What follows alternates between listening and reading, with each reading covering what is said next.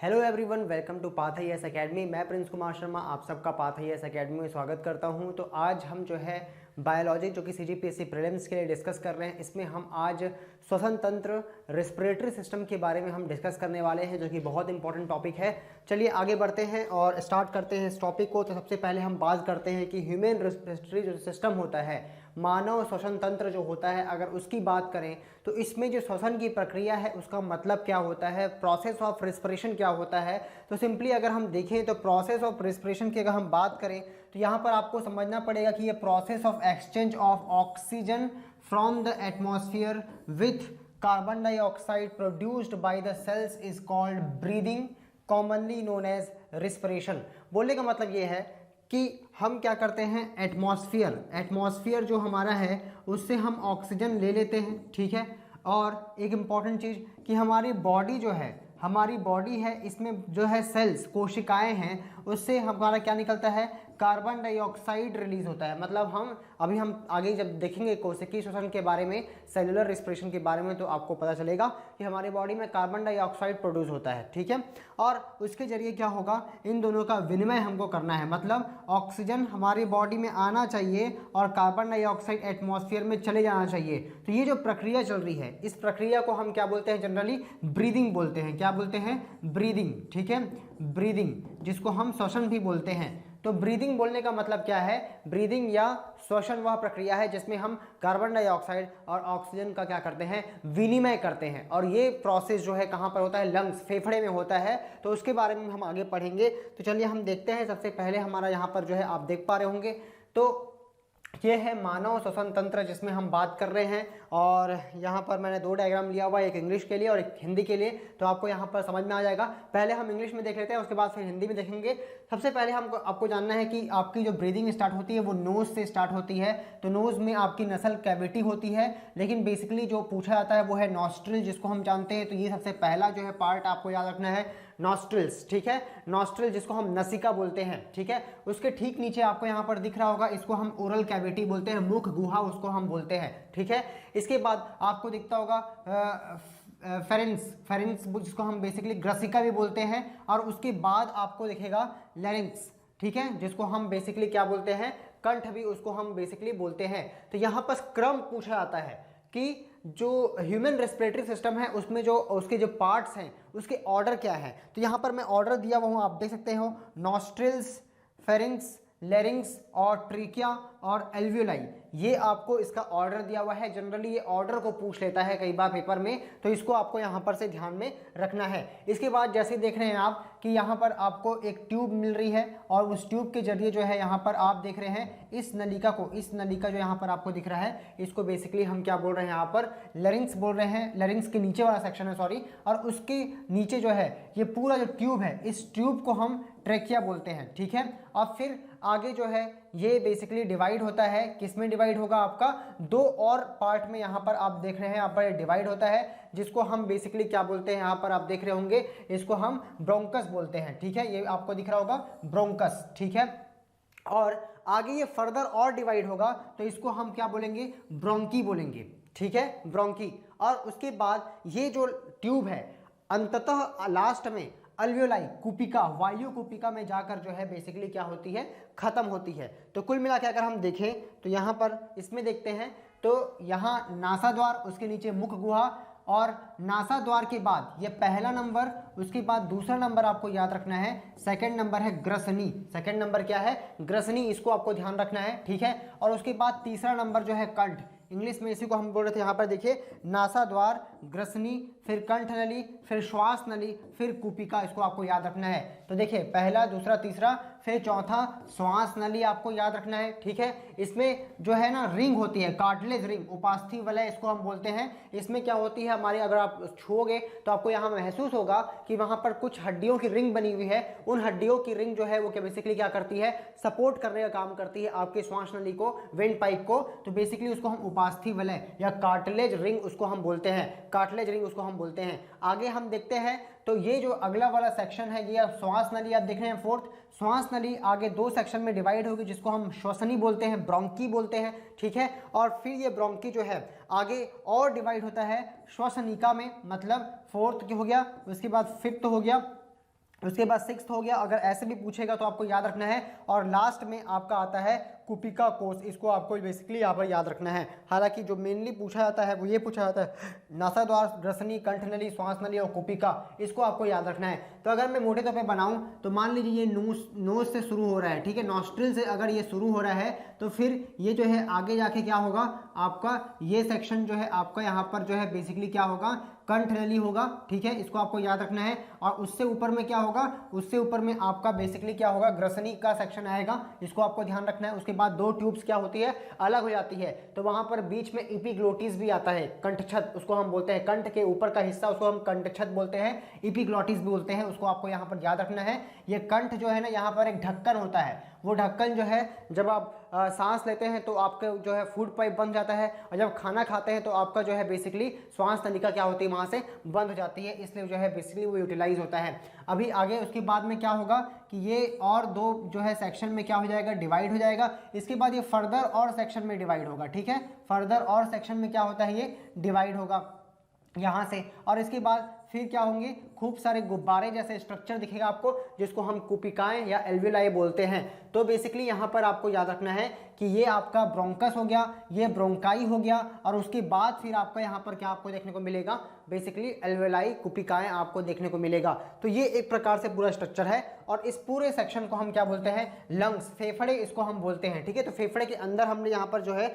देखा, यहाँ पर थोड़ा डिटेल में आपको दिख रहा होगा, ये सेक्शन, ये एल्विलाई, ये जो है आपका एक लेफ्ट लंग है और ये आपका राइट लंग है। और नीचे में जो है एक डायफ्राम जैसा स्ट्रक्चर होता है, डायफ्राम जिसको हम बोलते हैं, वो बेसिकली एब्डोमिनल कैविटी से लंग्स को क्या करता है, अलग करने का काम करता है। और ये डायफ्राम जो होता है वो फ्लेक्सिबल होता है, मतलब जब हम सांस लेते हैं तो वो नीचे की ओर मूव करता है, और जब हम सांस छोड़ते हैं तो वो ऊपर की ओर क्या होता है, मूव करता है। इस तरीके से वो है बेसिकली होता है। तो ये ऑर्डर को आपको याद रखना है। ये ऑर्डर जनरली पेपर में जो है पूछता है कि right sequence for the respiratory organ in human respiratory system, ऐसे करके आपको पूछा जा सकता है, तो इसको आपको ध्यान रखना है। नाउ ये जो है थोड़ा सा हम और स्ट्रक्चर को देख रहे हैं कि जो हम सांस लेते हैं, श्वास लेते हैं, ये फिजिकल फिनोमेना है, जिसमें हम ब्रीथ इन करते हैं और ब्रीथ आउट करते हैं, इनहेलेशन और एक्सपिरेशन, निःश्वसन और उच्च श्वसन जिसको हम बोलते हैं। तो अगर हम बात करें तो 2 तरीके का मूवमेंट होता है। जब हम श्वास लेते हैं तो हमारे लंग्स वाले जो एरिया है उसमें 2 टाइप का मूवमेंट होता है। कौन कौन सा, तो आप ये देखिए, मैंने आपको बताया था कि ये डायफ्राम होता है, ठीक है, ये डायफ्राम वाला सेक्शन है। ये डायफ्राम जो है ना, ये डायफ्राम नीचे की ओर मूव करता है और या तो ऊपर की ओर मूव करता है। तो जब हम श्वास अंदर लेते हैं, जब हम श्वास खींच रहे हैं, तो जब हम श्वास अंदर लिए, इन दैट केस जो डायफ्राम है वो नीचे की ओर क्या होगा, पुश होगा। और जब हम सांस छोड़ते हैं, बाहर छोड़ दिए सांस, तो ये डायफ्राम फिर से जो है ऊपर अपने बैंड होके अपने सेम पोजीशन पे वो आ जाता है। तो ये तो हो गया। इसके बाद अच्छा, इसके अलावा जो हमारे चेस्ट कैविटी होती है, पसलियां होती है, ठीक है, वो पसलियां भी क्या होती हैं, सामने और पीछे की ओर क्या करती हैं, मूव करती हैं। तो पसलियां ऊपर की ओर कब जाएंगी, जब हम सांस अंदर लेंगे, और अंदर की ओर फिर से कब जाएगी, जब हम क्या होंगे, सांस छोड़ेंगे। इसको आपको याद रखना है। 2 तरीके का मूवमेंट, एक तो बाहर निकलना पसलियों का और एक अंदर जाना, ठीक है, एक ये हो गया। और दूसरा आपके जो है डायफ्राम का नीचे जाना और ऊपर जाना। ये 2 तरीके का यहाँ पर जो है मूवमेंट होता है। फिर से यहाँ पर आपको दिख रहा होगा डिटेल में, तो ये कंठछद जिसको हम इपिग्लॉटिस बोलते हैं, इसको आपको याद रखना है, कंठ के बीच में। अच्छा, यहाँ पर आपको अगर इपिग्लॉटिस भी दे देगा तो इपिग्लॉटिस कहाँ होगा, फेरिंक्स और लेरिंग्स के बीच में, यहाँ पर इपिग्लॉटिस आएगा, इसको आपको ध्यान रखना है। ये इसको हम कंठ बोलते हैं, कंठ से पहले कंठछद होगा, उसका द्वार होगा, जिसको हम इपिग्लॉटिस या कंठछद बोलते हैं, इसको आपको याद रखना है। बोलने का मतलब यहाँ ग्रसनी और कंठ नली के बीच में कंठछद आएगा एक पॉइंट, अगर मान लो वो भी पूछता है तो ऐसा ऑर्डर हो जाएगा, ठीक है। जनरली ये पूछता है, लेकिन इपिग्लॉटिस या कंठछद पूछेगा तो ग्रसनी और कंठ नली के बीच में आएगा। बोलने का मतलब फेरिंक्स और लेरिंग्स के बीच में इपिग्लॉटिस आएगा, इसको आपको यहाँ पर ध्यान में रखना है। नाउ आगे बढ़ते हैं और इसमें हम देखते हैं, तो इसमें हमने ये देखा कि बेसिकली जब हम ब्रीद इन करेंगे तो ब्रीद इन करने के बाद जो है ये यहाँ पर छोटे छोटे गुब्बारे हैं, उन गुब्बारों के जरिए बेसिकली क्या होगा, गैसों का विनिमय होगा, ऑक्सीजन और कार्बन डाइऑक्साइड क्या होगा, विनिमय होगा। उसको हम बाद में पढ़ेंगे, अभी हम आगे आते हैं। अभी इंपॉर्टेंट बात ये कि हम जो श्वास लेते हैं और छोड़ते हैं इसको हम ब्रीदिंग बोलते हैं या एक्सटर्नल रिस्पिरेशन बोलते हैं। बाह्य श्वसन इसको हम बेसिकली बोलते हैं, क्योंकि जो आंतरिक श्वसन होगा ना वो सेल्स में होगा, सेलुलर रिस्पिरेशन कोशिकीय श्वसन बोलते हैं। तो श्वसन भी दो पार्ट में डिवाइडेड है, एक तो आपका बोल सकते हो एक्सटर्नल और दूसरा इंटरनल। एक्सटर्नल जो हम सांस ले रहे हैं और सांस छोड़ रहे हैं उसको हम बोलते हैं। तो in this process the animals intake oxygen and release carbon dioxide, it is also known as breathing. This is mainly two phase, इसके दो फेज होते हैं, मतलब सांस लेना और सांस छोड़ना, ये ब्रीदिंग कहलाती है, श्वसन कहलाती है, जिसमें हम दो प्रकार से करते हैं, एक तो इंस्पिरेशन और दूसरा एक्सपिरेशन, मतलब एक सांस लेना, ठीक है, और दूसरा सांस छोड़ना, ठीक है। निःश्वसन और उच्च श्वसन इसको हम बोलते हैं। इसमें क्या होगा, इसमें हम ऑक्सीजन को क्या करेंगे, अंदर लेंगे, कहाँ पर, लंग्स में, फेफड़ों के अंदर लेंगे, ठीक है, इसको आपको याद रखना है। तो इंस्पिरेशन मतलब लंग जो है बाहर से एटमॉस्फेयर से कहाँ जा रहा है, लंग्स में जा रहा है, क्या आपका O2। और दूसरा चीज क्या होगा, during expiration carbon dioxide is expelled out of the respiratory organ into the environment, मतलब लंग्स में एटमॉस्फेयर से जाएगा क्या, एटमॉस्फेयर में जाएगा क्या, कार्बन डाइऑक्साइड। यही तो पूरा प्रोसेस होता है, ठीक है। अब इंपॉर्टेंट बात ये कि ये लंग्स से पूरे बॉडी में जाता है, पूरे बॉडी में जाएगा क्या, O2, और फिर पूरे बॉडी से लंग्स में आएगा क्या, CO2, ठीक है। इसको हमने हार्ट वाले में देखा भी है ऑलरेडी, ठीक है। तो ये पूरा प्रोसेस चलता है। हम लंग्स में जो है लेके गए, लंग्स में क्या हुआ, ऑक्सीजन बॉडी तक गया पूरा वहां से, और ब्लड के जरिए, किसके जरिए गया, ब्लड के जरिए, और ये भी कार्बन डाइऑक्साइड किसके जरिए आया, ब्लड के जरिए, ठीक है। और बाद में हमने कार्बन डाइऑक्साइड को बाहर निकाल दिया। ये पूरी प्रक्रिया हमारे बॉडी में चलती है। नाउ आगे हम बढ़ते हैं, तो इंटरनल रेस्पिरेशन को अब हम बात करते हैं। तो in this process oxygen is used in chemical reaction within the cells, मतलब जो हम एनर्जी महसूस करते हैं हमारी बॉडी में, वो एनर्जी किस प्रक्रिया के द्वारा आती है, तो आपको याद रखना है इंटरनल रिस्पिरेशन, आंतरिक श्वसन, जिसको हम सेलुलर रिस्पिरेशन या फिर कोशिकीय श्वसन भी उसको हम बोलते हैं। अब इंपॉर्टेंट बात ये कि इस पूरी प्रक्रिया में ऑक्सीजन जो हमने इनहेल किया है, अंदर लिया है, उस ऑक्सीजन को लंग्स के द्वारा ब्लड में क्या कर दिया जाएगा, डिसॉल्व कर दिया जाएगा, मिला दिया जाएगा, और ब्लड पूरे शरीर में हर जो कोशिका है, प्रत्येक कोशिका में उस ऑक्सीजन को जाके क्या करेगा, छोड़ देगा। अब वहां क्या होगा कि हम जब खाना खाते हैं तो हमारे बॉडी में जो कॉम्प्लेक्स फूड है वो सिंपलेस्ट फूड में कन्वर्ट होगा, और वो भी क्या कहाँ जाएगा, ब्लड में जाके जो है मिल जाएगा, और वही कोशिकाओं में पहुंच जाएगा। तो जो हम खाना खाए हैं, मान लो शुगर के फॉर्म में है, तो वो शुगर ऑक्सीजन के साथ मिलकर, ये सारी चीज कहाँ हो रही है, कोशिका में हो रही है, वो बनाएगा CO2, H2O, और साथ ही साथ क्या बनाएगा, एनर्जी, जिसको हम क्या बोलते हैं, ATP बोलते हैं। तो यहां पर आप देख रहे होंगे ग्लूकोज जो है वो ऑक्सीजन के साथ मिलकर कोशिकीय श्वसन करेगा, और कार्बन डाइऑक्साइड जल और ऊर्जा का क्या करेगा, निर्माण करेगा। ये बस आपको यहां पर याद रखना है। तो these reactions releases energy, ATP, जिसको हम बोलते हैं, क्या बोलते हैं, ATP, from food substance and produced carbon dioxide and water as waste product। अपशिष्ट पदार्थ के रूप में कार्बन डाइऑक्साइड और जल जो है इस अभिक्रिया में निकलेगा। इसको आपको यहाँ पर ध्यान में रखना है। इसी को हम क्या बोल रहे हैं, कोशिकीय श्वसन बोल रहे हैं। तो ये इतना आपको ध्यान में रखना है, ये उसका सिंपल रिएक्शन है, ये भी आपको यहाँ पर ध्यान में रखना है। और एनर्जी, ऊर्जा, किसको हम बोलते हैं, हमने ऑलरेडी पढ़ा हुआ है, ATP को, एडिनोसिन ट्राइफॉस्फेट, उसका फुल फॉर्म में आपको याद रखना है, एडिनोसिन ट्राइफॉस्फेट। नाउ आगे हम बढ़ते हैं। अब हम यहाँ पर देखने वाले हैं कि जो श्वसन होता है, कोशिकीय श्वसन, वो दो प्रकार का होता है। कितने प्रकार का होता है, दो प्रकार का। एक तो होता है एरोबिक, जिसको हम क्या बोलते हैं, ऑक्सी श्वसन भी बोलते हैं। क्या बोलते हैं, ऑक्सी श्वसन। इसको आपको यहाँ पर याद रखना है, ये हमारा ऑक्सी श्वसन है, ठीक है। और दूसरा क्या होगा, दूसरा होगा अनऑक्सी श्वसन या अवायवीय श्वसन भी कहीं कहीं लिखा होता है, तो वही चीज है, वायवीय और अवायवीय ऑक्सी श्वसन। तो ऑक्सी और अनऑक्सी, ऑक्सी मतलब ऑक्सीजन प्रेजेंट है, ऑक्सीजन मौजूद है, अनऑक्सी मतलब ऑक्सीजन मौजूद नहीं है या बहुत कम मात्रा में है। इसको आपको याद रखना है। तो सबसे पहले क्या होता है आपको समझना है, ग्लूकोज, जिसको हम हेक्सोज भी बोलते हैं, एक मॉलिक्यूल अगर ग्लूकोज लिया हुआ है तो सबसे पहले वो कौन सी प्रक्रिया से गुजरेगा, ग्लाइकोलिसिस से गुजरेगा, ठीक है। मतलब ये ग्लूकोज जो है, जितनी चीजें बता रहा हूँ प्रीलिम्स पॉइंट ऑफ व्यू से इंपॉर्टेंट है, इसको आप अच्छे से ध्यान रखना, जनरली क्वेश्चन पूछे जाते हैं यहाँ से, अगर पूछा जाएगा तो C6 मतलब 6 कार्बन का ग्लूकोज ग्लाइकोलिसिस की प्रक्रिया से 3 कार्बन वाले पायरुवेट एसिड में, पायरुविक अम्ल में क्या होता है, वो कन्वर्ट हो जाता है। पायरुवेट उसको हम बोलते हैं, इसको आपको याद रखना है, ठीक है। तो 6 कार्बन का मॉलिक्यूल 3 कार्बन के मॉलिक्यूल में क्या हो गया, कन्वर्ट हो गया, इसको आपको यहाँ पर ध्यान में रखना है, ठीक है। तो अभी तक तो प्रक्रिया पूरी कॉमन है, लेकिन अब हमको समझना है कि ये पूरी प्रक्रिया कोशिकाओं में हो रही है। किसमें हो रही है, कोशिकाओं में। लेकिन पायरुवेट के बाद उसको ऑक्सीजन मिलेगा या नहीं मिलेगा, इसके कारण से ये 2 पार्ट में बढ़ गए, ठीक है। तो अगर ऑक्सीजन बहुतायत में है, मतलब पर्याप्त मात्रा में अगर ऑक्सीजन मौजूद है कोशिकाओं में, तो पायरुवेट जो है माइटोकॉन्ड्रिया के अंदर में, स्पेसिफिकली आपको याद रखना है ऑक्सीश्वसन कहाँ होगा, तो ऑक्सीश्वसन माइटोकॉन्ड्रिया में होगा, इसको आपको ध्यान रखना है।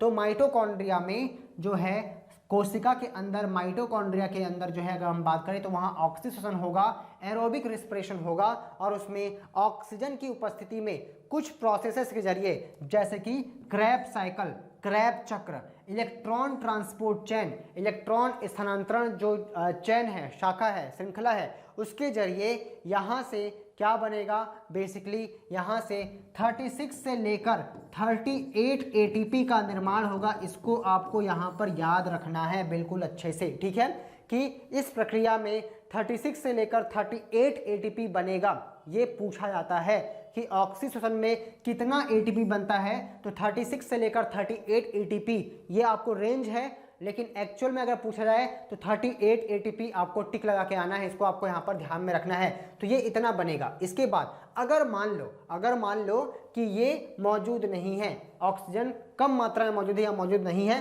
तो अनऑक्सीश्वसन होगा, और अनऑक्सीश्वसन में किण्वन की प्रक्रिया होती है, फर्मेंटेशन होता है। क्या होता है, फर्मेंटेशन, जिसमें 2 चीज बनेगा। देखिए कौन कौन सा, अगर एनिमल है तो उसमें लैक्टिक एसिड बन जाएगा, अगर प्लांट है तो उसमें एल्कोहल और कार्बन डाइऑक्साइड बन जाएगा, ठीक है। तो इसको आपको याद रखना है। अगर एनिमल में ये प्रोसेस हो रहा है, अगर एनिमल में अनऑक्सीश्वसन हो रहा है, तो वहाँ लैक्टिक अम्ल बनेगा।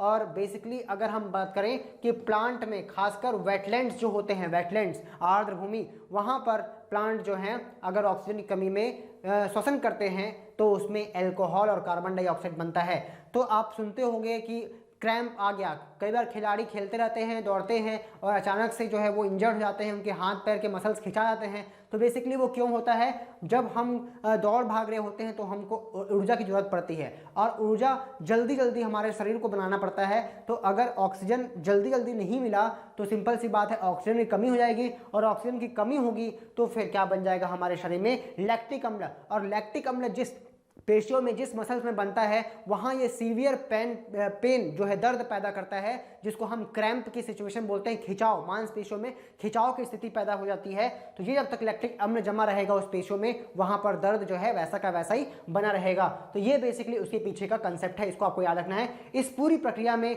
2 एटीपी बनता है। कितना एटीपी बनता है, 2 एटीपी, इस बात को आपको ध्यान रखना है।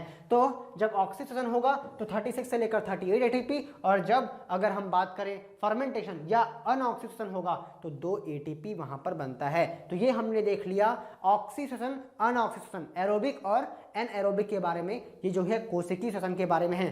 तो कहाँ होता है ये बहुत इंपॉर्टेंट, देखो ये है सेल, सेल के अंदर मान लो क्या है, न्यूक्लियस, न्यूक्लियस के बाद में यहाँ पर मान लो ये माइटोकॉन्ड्रिया, ठीक है। और जो बाकी पूरा बचा हुआ हिस्सा है उसको हम क्या बोलते हैं, साइटोप्लाज्म बोलते हैं, कोशिका द्रव्य बोलते हैं, ठीक है। ये हमने ऑलरेडी देखा हुआ है। तो आपको याद रखना है, जो माइटोकॉन्ड्रिया है उसके अंदर ऑक्सी होगा, और साइटोप्लाज्म मतलब माइटोकॉन्ड्रिया के अंदर ना होकर के साइटोप्लाज्म के अंदर होगा अनऑक्सीश्वसन। ये सारी बातें, पहली बातें कि श्वसन 2 प्रकार के होते हैं, उसमें मतलब कोशिकीय श्वसन, ऑक्सी और अनऑक्सी, ऑक्सी ऑक्सीजन की उपस्थिति में, अनऑक्सी ऑक्सीजन की अनुपस्थिति में, एब्सेंस ऑफ एयर में। ऑक्सी कहाँ होगा, माइटोकॉन्ड्रिया में, अनऑक्सी या एनारोबिक साइटोप्लाज्म में। ऑक्सी में कितना एटीपी, 36 से लेकर 38 एटीपी, और अगर हम बात करें इसमें 2 एटीपी। इसमें और क्या बनेगा, प्लांट है तो अल्कोहल, और एनिमल या ह्यूमन है तो उसमें लैक्टिक एसिड, लैक्टिक अम्ल बनेगा। इतना आपको ध्यान रखना है। अच्छा, अगर पूछे कि क्रेब चक्र का संबंध किससे है, ऑक्सीश्वसन से है, ठीक है। इलेक्ट्रॉन ट्रांसपोर्ट चेन का संबंध किससे है, ऑक्सीश्वसन से है। ग्लाइकोलिसिस का संबंध किससे है, श्वसन से है, ठीक है। जिसके फलस्वरूप 6 कार्बन का ग्लूकोज 3 कार्बन के पायरुवेट में कन्वर्ट होता है। इतना आपको ध्यान रखना है, इससे ऑब्जेक्टिव क्वेश्चन बन जाएगा अगर आएगा तो, ठीक है। नाउ अब हम कुछ ऐसे एनिमल्स या ऑर्गेनिज्म के बारे में पढ़ने वाले हैं जिसके विभिन्न विभिन्न तरीके होते हैं श्वसन करने के। हम किसके जरिए करते हैं? लंग्स, फेफड़ों के जरिए। अब हम बात करते हैं टेपवार्म हो गया, ठीक है, अर्थवार्म हो गया, जैसे फीताकृमि हो गया, और आपका जो आपके केचुए हो गए, ठीक है, लीचेस, जोंक जो होता है तालाबों में, जो जोंक होता है चिपक जाता है, ये जो जीव हैं, ठीक है, फीताकृमि, आपका केचुआ और आपका जोंक, ये सब जो है ना स्किन से श्वसन करते हैं, मतलब त्वचीय श्वसन, कैटालिसियस रिस्पिरेशन होता है। तो त्वचा से सांस लेने वाले, तो त्वचा से श्वसन करने वाले आपको याद रखना है कौन होते हैं? ये टेपवार्म, फीताकृमि, अर्थवार्म जिसको हम केचुआ बोलते हैं, और लीचेस जिसको हम जोंक बोलते हैं, इसको आपको याद रखना है। ये एक्सचेंज ऑफ गैसेस किससे करते हैं? अपने स्किन से करते हैं। एम्फीबियन, उभयचर की हम बात कर रहे हैं। उभयचर जैसे कि मेंढक, उभयचर जो होता है, फ्रॉग की हम बात कर रहे हैं, तो इनके पास में एक से ज्यादा ऑर्गन होते हैं रिस्पिरेशन के लिए, श्वसन संबंधी अंग जो है पूरे लाइफ साइकिल में। जब वो लार्वा की पोजीशन पे होता है ना, देखो, they breathe through gills when they are tadpoles. Tadpoles मतलब शुरुआती प्रक्रिया, जब कोई भी फ्रॉग जो है पूरी तरह से डेवलप नहीं हुआ है, शुरुआती अवस्था में है, ठीक है, शुरुआती जिसको हम टेडपोल बोलते हैं, ग्रोथ की अवस्था में होता है, तो वो गिल्स के जरिए, ठीक है, मतलब गिल्स जो मछलियों में होते हैं, गिल्स, उसके जरिए जो है गलफड़े जिसको हम बोलते हैं, उसके पास वो होता है, उस समय वो उससे श्वसन करते हैं। लेकिन जब वो मैच्योर, बड़ा हो जाता है, पूरी तरह से विकसित हो जाता है, तो वो किसके थ्रू ब्रीथ करते हैं? लंग्स, फेफड़े के जरिए। तो देखिए, शुरुआती अवस्था में टेडपोल में वो गलफड़े के जरिए, और जब वो मैच्योर हो गया तो लंग्स के जरिए। इसके अलावा क्योंकि वो उभयचर है तो वो स्किन के जरिए भी करता है। मतलब मेंढक में अलग अलग चरणों में अलग अलग जो है तरीकों से होता है। शुरुआती दौर पे जब वो टेडपोल होता है, लार्वा के पोजीशन पे होता है, तो वो गलफड़े गिल से, जब वो मैच्योर होता है तो लंग से, और कई बार इन्वायरमेंट से वो स्किन के जरिए भी, मतलब त्वचा के जरिए भी। ये सब ऑब्जेक्टिव क्वेश्चन में पूछे जाते हैं, इसको आपको ध्यान रखना है। इंसेक्ट की बात करते हैं, कीटों की बात करते हैं, जैसे कॉकरोच हो गया, ग्रास ऊपर, टिड्डा हो गया। इनमें ट्रांसपोर्ट ऑफ गैसेस जो होता है वो basically special type of fine tubes होता है, जिसको हम ट्रेकिया बोलते हैं। क्या बोलते हैं? ट्रेकिया, याद रखना है आपको, ट्रेकिया, ठीक है, ट्रेकिया उसको हम बोलते हैं। तो एक पतली पतली जो है वहां पर क्या होती है? ट्यूब्स होती हैं, नलिकाएं होती हैं, जिसको नाम बोलते हैं ट्रेकिया।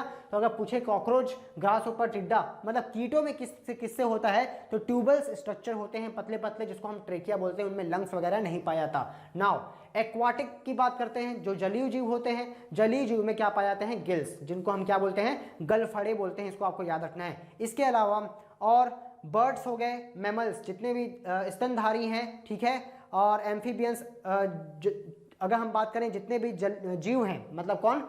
जमीन में रहने वाले, जिसको हम बोल सकते हैं स्तनधारी या स्तनपाई। और अगर हम बात करें बर्ड्स, इन सब में क्या पाया जाता है? लंग्स, जिसको हम पल्मोनरी रेस्पिरेटरी सिस्टम बोलते हैं। इसको फुसफुसिया जो है श्वसन तंत्र, उसको हम बोलते हैं। इनमें लंग्स पाया जाता है। इसको आपको यहाँ पर से ध्यान में रखना है। तो अभी तक हमने विभिन्न जीवों में पाए जाने वाले श्वसन अंगों के नाम भी देख लिए हैं। ये इससे भी क्वेश्चन पूछे जाते हैं, कई स्टेट के प्रीलिम्स में ऐसे क्वेश्चन आए हुए हैं। तो ये नाम आपको जो है बेसिकली यहाँ पर ध्यान में रखना है। नाउ आगे बढ़ते हैं। अब एक और बहुत इंपॉर्टेंट पॉइंट हम डिस्कस करने वाले हैं, ठीक है। वो पॉइंट क्या है? वो पॉइंट है ट्रांसपोर्ट ऑफ ऑक्सीजन। मतलब जब हम ऑक्सीजन अंदर ले रहे हैं तो वो ऑक्सीजन शरीर में कैसे पहुंच रहा है पूरे कोशिकाओं में। तो आपको बस डेटा याद रखना है, जो मैं यहाँ पर राउंड कर रहा हूँ। 97% ऑक्सीजन ट्रांसपोर्ट होता है आरबीसी के जरिए, जो कि ब्लड में पाया जाता है, ठीक है। बचा 3% कौन करता है? प्लाज्मा करता है। तो 97% ऑक्सीजन आरबीसी, 3% ऑक्सीजन प्लाज्मा, हो गया 100%। ऐसे ट्रांसपोर्ट होता है, बस इतना। 97% आरबीसी के जरिए, 3% प्लाज्मा के जरिए, मतलब कुल मिला के ब्लड में, है ना, ब्लड में। लेकिन ब्लड में भी हम डिस्ट्रीब्यूट कर दिए। Now moving towards the carbon dioxide. Carbon dioxide की जब हम बात करेंगे, 20 से 25% carbon dioxide transport bye RBC. 20 से 25% किससे? आरबीसी से। 70% आपको याद रखना है बाइकार्बोनेट के रूप में, बाइकार्बोनेट के रूप में, ठीक है। किसके रूप में? बाइकार्बोनेट के रूप में, SiO3 के रूप में। 7% की बात करें तो 7% जो है वो प्लाज्मा में, ठीक है, प्लाज्मा में, इसको आपको याद रखना है। तो 20 से 25% आरबीसी, 70% आपका बाइकार्बोनेट के रूप में और 7% आपका प्लाज्मा में घुलकर। इस प्रकार से वो ब्लड से जो है मतलब पूरे कोशिकाओं से हमारे लंग्स तक जो है बेसिकली पहुंचता है। ये बहुत इंपॉर्टेंट चीज़ है, ये डेटा आपको याद रखना है, ठीक है, मेंस में भी आपके ये काम आएगा। अब श्वसन के नियमन की बात करते हैं। Regulation of respiration, regulation of respiration, regulation नियमन मतलब जो हम श्वास ले रहे हैं उसकी गति किससे नियंत्रित होती है। हम फास्ट ब्रीथ करते हैं, हम स्लो ब्रीथ करते हैं, जो भी चीज़ें होती हैं ये इनवॉलंटरी एक्शन है, मतलब ये अनैच्छिक क्रिया है, हमारे इच्छा के अनुसार से नहीं हो सकता। मतलब हम सोचे कि हम सांस रोक दे तो नहीं रोक सकते, कुछ देर में हमको सांस लेना पड़ेगा, ठीक है। तो बेसिकली अगर हम बात करें श्वसन का नियंत्रण, रेगुलेशन ऑफ रिस्पिरेशन कहाँ होता है, मेडुला ऑब्लोंगेटा और पोन्स में होता है। और ये किसका हिस्सा होता है, जल्दी से बताइए। तो ये बेसिकली होता है आपके हिंड ब्रेन, पश्च मस्तिष्क का हिस्सा। उसमें आपने 3 पार्ट पढ़ा था, सेरेबेलम और उसके बाद में मेडुला ऑब्लोंगेटा और पोन्स। तो मेडुला ऑब्लोंगेटा और पोन्स के पास में जो है रिस्पिरेशन का सेंटर होता है। उसमें एक सेंटर होता है बेसिकली क्या, पृष्ठ श्वसन केंद्र, ठीक है। बेसिकली इसको हम स्पेशलाइज्ड या स्पेशलाइज्ड बेसिकली रिस्पिरेशन सेंटर बोलते हैं, स्पेशलाइज्ड या सरफेस भी बोल सकते हैं। तो स्पेशलाइज्ड रिस्पिरेशन सेंटर, ये इसका सेंटर बेसिकली कहाँ पर होता है, मेडुला ऑब्लोंगेटा के पृष्ठ भाग में होता है। तो अगर आपको पूछा जाए कि बेसिकली मेडुला ऑब्लोंगेटा में क्या होता है, स्पेशलाइज्ड रिस्पिरेटरी सेंटर होता है। एक होता है न्यूमोटिक्स सेंटर, न्यूमोटिक्स सेंटर या न्यूमोटिक्स केंद्र, ये पोन्स में स्थित होता है बेसिकली, जो क्या करता है आपके जो है निःश्वसन को रोकता है और उच्च श्वसन को उद्दीप्त करता है। बोलने का मतलब ये क्या करेगा, देखो सबका मतलब है, ये जो है पहला वाला जो है ये निःश्वसन को नियंत्रित करेगा, ठीक है। बोलने का मतलब आप इनहेल करेंगे वो कंट्रोल होता है मेडुला ऑब्लोंगेटा से, पोन्स से जो आप एक्सेल करते हैं वो कंट्रोल होता है न्यूमोटॉक्सिक केंद्र से। मतलब स्पेशलाइज सेंटर से कंट्रोल होगा आपका इनहेलेशन और आपका न्यूमोटिक्स सेंटर से होगा आपका एक्सेलेशन। इसके बाद में एक स्पेसिफिक होता है केमोसेंसिटिव सेंटर होता है, जिसको हम अध्यर श्वसन केंद्र बोलते हैं, जो कि मेडुला ऑब्लोंगेटा में पाया जाता है। और ये बेसिकली क्या करता है, जब हम स्पेसिफिक केस मान लो, इसको हम केमोसेंसिटिव सेंटर भी बोलते हैं इंग्लिश में, केमोसेंसिटिव सेंटर होता है, ये आपका मेडुला ऑब्लोंगेटा में होता है। मतलब आप दौड़ रहे हैं, भाग रहे हैं, हैवी एक्सरसाइज कर रहे हैं, तो उस टाइम पे ऑक्सीजन की पूर्ति करने के लिए जो ब्रीदिंग रेट कंट्रोल होता है, जो श्वसन का दर नियंत्रित होता है,